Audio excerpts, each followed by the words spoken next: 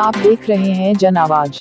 झिंझरी स्थित एक होटल में जिला इंटक परिषद द्वारा पत्रकार वार्ता का आयोजन किया गया, जिसमें जिला इंटक इकाई परिषद ने केंद्र सरकार द्वारा किए जा रहे सरकारी विभागों को निजीकरण करने के खिलाफ मोर्चा खोलते हुए पत्रकारों से चर्चा करते हुए बताया कि केंद्र सरकार द्वारा इस तरह की नीति को बर्दाश्त नहीं किया जाएगा और हर हाल में निजीकरण को लेकर विरोध प्रदर्शन चलता रहेगा, ताकि सरकारी विभागों का निजी हाथों में जाने से काम करने वालों का शोषण ना हो सके। खबर अच्छी लगे तो हमारे चैनल को सब्सक्राइब और खबर को लाइक अवश्य करें। निजीकरण के विरोध को लेकर आप? नहीं, अभी तो हमने अपने संगठन की इकाई तय की है और आज जो पत्रकार वार्ता रखी गई थी उसमें अपने पूरे संगठन जो इंटक का बना है उसकी कार्यकारिणी की पूरी रूपरेखा आपको बताई है और इसके आगे के जो कार्यक्रम नियोजित हैं, हमारे जो आंदोलन है और भी बहुत सारे, वो सारा संगठन मिलकर के तय करेगा कि कब हमको आंदोलन करना है। और शीघ्र हम लोग महंगाई के लिए, निजीकरण के लिए और भी बहुत सारी जो अव्यवस्थाएं, किसानों की समस्याएं हैं, उन सबको लेकर के जो सरकार हमारे ऊपर, ये जनता के ऊपर जो ये थोप रही है, उसको हम दूर करने का प्रयास करेंगे और इंटक की तरफ से एक बहुत बड़ा आंदोलन शीघ्र होगा। क्या वजह है कि इंटक काफ़ी देर बाद जागा है?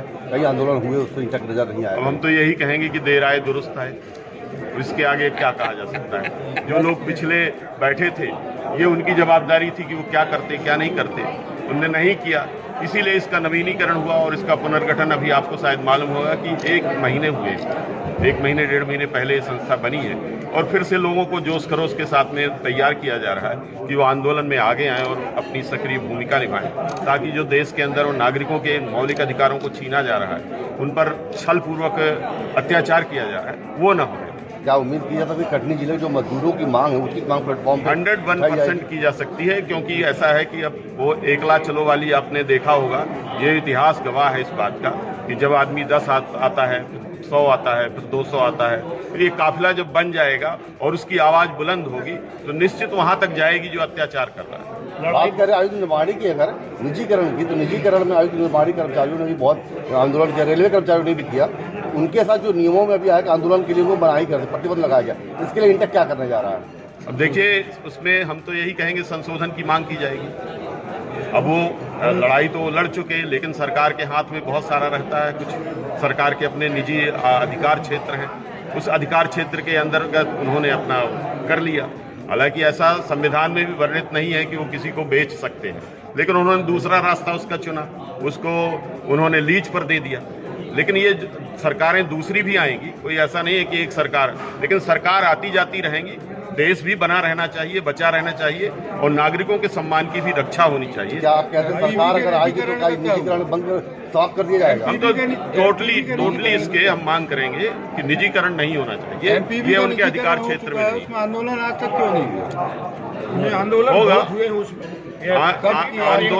आंदोलन देखिए ऐसा है कि अभी स्थानीय यूनियन ने किया, अब हमारा कटनी से इंटक के द्वारा ऑर्डिनेंस अपने जितने भी आपके ग्रुप जुड़े हुए हैं, अपनी समस्याएं बता रहे हैं, जबकि सामाजिक सबसे बड़ी समस्या है एमपीवी की, वो निजीकरण हो चुका है, उसमें उसको वापस कैसे लाएंगे आप? नहीं हो रहा है। नहीं, ऐसा नहीं है। संविधान में संशोधन होते रहे हैं और जैसे ये संविधान संशोधन करके लीज पर दे रहे हैं, तो क्या उसको नहीं वापस लिया जा सकता? बिल्कुल, उसको वापस लिया जा सकता है। क्या अगर आप में ताकत है, नागरिक चाहे, जो देश का वोटर है, वो जब चाहेगा तो कुछ भी हो सकता है। सत्ता परिवर्तित होती है, आपने ही सत्ता परिवर्तित किया तो उनके जो दिमाग में आए वो किया।